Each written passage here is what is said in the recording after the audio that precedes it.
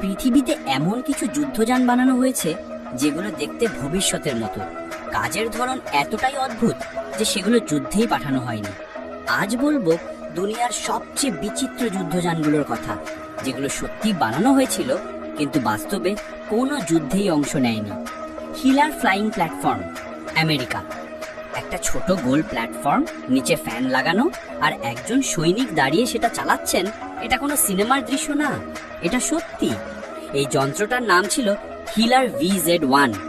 1950 সালের দিকে American army চেয়েছিল এমন একটা যান যেটা দিয়ে সৈনিকরা হাওয়ায় ভেসে যুদ্ধ করতে পারবে।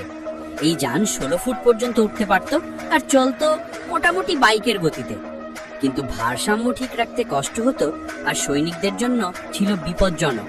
অবশেষে এই ফ্লাইং প্ল্যাটফর্ম মিউজিয়ামে গিয়ে থেমে যায়। Tsar tank, Russia. একটা ট্যাঙ্ক, কিন্তু দেখতে সাইকেলের মতো। সামনে বিশাল দুটো চাকা, এক একটার উচ্চতা 27 ফুট, পেছনে ছোট একটা চাকাওয়ালা অংশ। 1914 সালে রাশিয়া বানিয়েছিল এই জার ট্যাঙ্ক। ধারণা ছিল এই চাকার উচ্চতার কারণে যে কোনো গর্ত বা বাঁধা পার হতে পারবে, কিন্তু পেছনের ছোট চাকা কাদায় আটকে যায়, সামনে কিছুই করতে পারে না। আর এত বড় গঠন হওয়ায় সহজেই লক্ষ্যবস্তু হয়ে উঠেছিল। অবশেষে এই ট্যাঙ্কও বাদ পড়ে অস্ত্রের ইতিহাস থেকে। প্যান্থার KF-51 স্টেলথ ট্যাঙ্ক, জার্মানির তৈরি নতুন ট্যাঙ্ক KF-51 প্যান্থার, যেটা দাবি করে ওরা বিশ্বের সবচেয়ে উন্নত ট্যাঙ্ক। এটা আধুনিক সেন্সর, ড্রোন লঞ্চার, কৃত্রিম বুদ্ধিমত্তা সহায়িত সিস্টেম সবকিছু নিয়েই বানানো হয়েছিল। এমনকি এতে স্টেলথ প্রযুক্তিও আছে, যাতে শত্রুপক্ষ সহজে ধরতে না পারে। তবে এখনো পর্যন্ত কোনো যুদ্ধক্ষেত্রে এই ট্যাঙ্কে ব্যবহার করা হয়নি। বিশেষজ্ঞদের মতে এত আধুনিক প্রযুক্তি থাকলেও এর রক্ষণাবেক্ষণ আর খরচ এত বেশি যে ছোটখাটো দেশে এটা নেওয়া সম্ভব না। অতএব শোপিস হিসেবেই রয়ে গেল। প্রজেক্ট হাবাকুক, ব্রিটেনের একটা যুদ্ধজাহাজ, কিন্তু তা বরফ দিয়ে তৈরি।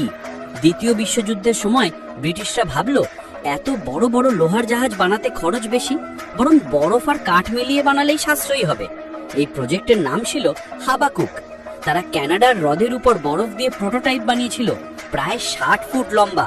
এটা গলতে যেন সময় লাগে, তাই বরফের মধ্যে কাঠের পাল্প মিশিয়ে দিত। বিজ্ঞানীরা বলতেন এটা এতটাই শক্ত হবে যে গুলি গেলেও গলে যাবে না। কিন্তু শেষ পর্যন্ত বাস্তবে এটা চালানো ব্যয়বহুল আর অকার্যকরী প্রমাণিত হয়। RPG spider tank, Soviet union. এই ট্যাঙ্ক দেখতে ছিল ঠিক একটা বিশাল মাকড়সার মতো। 6টা পা, একটার পর একটা নমনীয় জয়েন্ট, আর মাথায় বসানো RPG লঞ্চার। ব্যবহার করা হতো যুদ্ধের সময় ধ্বংসস্তূপের ভিতর দিয়ে যাওয়ার জন্য। কিন্তু এত জটিল যন্ত্রপাতি, ভারী গঠন আর আসল যুদ্ধক্ষেত্রে অপ্রয়োজনীয়তা সব মিলিয়ে এটা ধীরে ধীরে বাদ পড়ে। আজও কিছু প্রোটোটাইপ আছে। ফ্লুগ পানজার, জার্মানি। একটা উড়ন্ত ট্যাঙ্ক কেমন হতে পারে কল্পনা করো। জার্মানির এই প্রজেক্টে দ্বিতীয় বিশ্বযুদ্ধ চলাকালীন সময়ে এমন একটা প্ল্যান করা হয়েছিল। একটা ছোট ট্যাঙ্ক যার পিছনে প্রপেলারের মতো বড় পাখা থাকবে, যেটা উড়ে যাবে যুদ্ধক্ষেত্রে ভাবা হয়েছিল। কিন্তু বাস্তবে কখনোই উঠতে পারেনি এই যন্ত্রটা। Atomic Annie, America. এটা ছিল একটা বিশাল কামান যার কাজ ছিল পারমাণবিক শেল ছুঁড়ে মারা। 1950 সালের দিকে আমেরিকা এটা বানিয়েছিল। নাম ছিল M65 অ্যাটমিক ক্যানন, ডাকনাম ছিল অ্যাটমিক অ্যানি। 76 টন ওজনের এই কামান ট্রাক দিয়ে টানা হতো। এটা সত্যি একটা পারমাণবিক শেল ছুঁড়ে সফল পরীক্ষাও করেছিল। কিন্তু এর আকার, গতি, বহন করার জটিলতা দেখে বুঝে ফেলে সবাই এটা বাস্তবে যুদ্ধক্ষেত্রে নেওয়া যাবে না। এখন মিউজিয়ামে রাখা আছে এই অদ্ভুত অস্ত্র। Fulton skyhook system, America navy. ধরো যুদ্ধক্ষেত্রে কেউ আটকা পড়েছে আর হেলিকপ্টার নামানোর সুযোগ নেই, তখন উপায় কি? এই সিস্টেমে একজন লোককে প্যারাশুটের মতো বেলুনের সঙ্গে বেঁধে রাখা হতো। আকাশ থেকে আসতো প্লেন, যা হুক দিয়ে ধরে টেনে নিয়ে যেত। এই পদ্ধতিকে বলা হতো স্কাই হুক। জেমস বন্ড মুভিতেও একবার এটা দেখানো হয়েছিল। ব্যবহারে অনেক ঝুঁকি থাকলেও একাধিকবার বাস্তবে সফলভাবে ট্রায়াল হয়েছে।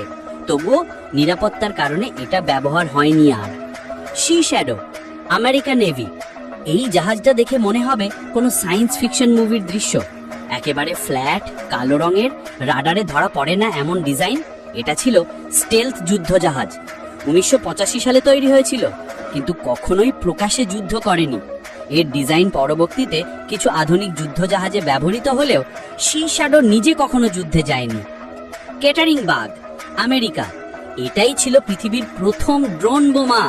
প্রথম বিশ্বযুদ্ধের সময় আমেরিকানরা বানিয়েছিল এমন একটা উড়ন্ত যন্ত্র যেটা নির্দিষ্ট এলাকায় গিয়ে নিজেই বিস্ফোরণ ঘটাবে। এটা রিমোট কন্ট্রোল ছিল না, বরং আগে থেকে নির্ধারিত টাইমারে চলতো। চলার পথে যদি বাতাসে ভারসাম্য হারাতো, সেটা কোথায় গিয়ে পড়বে কেউ জানতো না। তাই যুদ্ধের আগেই এই প্রজেক্ট বাতিল করে দেওয়া হয়। এই ছিল দুনিয়ার সবচেয়ে অদ্ভুত কিছু যুদ্ধযান, যেগুলো বানানো হয়েছিল কিন্তু কখনো যুদ্ধ দেখেনি। তুমি বলো তো, এর মধ্যে কোনটা সবচেয়ে অদ্ভুত বা ইন্টারেস্টিং লেগেছে? কমেন্টে জানাও। আর ভিডিও ভালো লাগলে একটা শেয়ার আর লাইক দিতে ভুলো না। পরবর্তী ভিডিওতে দেখা হবে আরো বিস্ময়কর কিছু নিয়ে।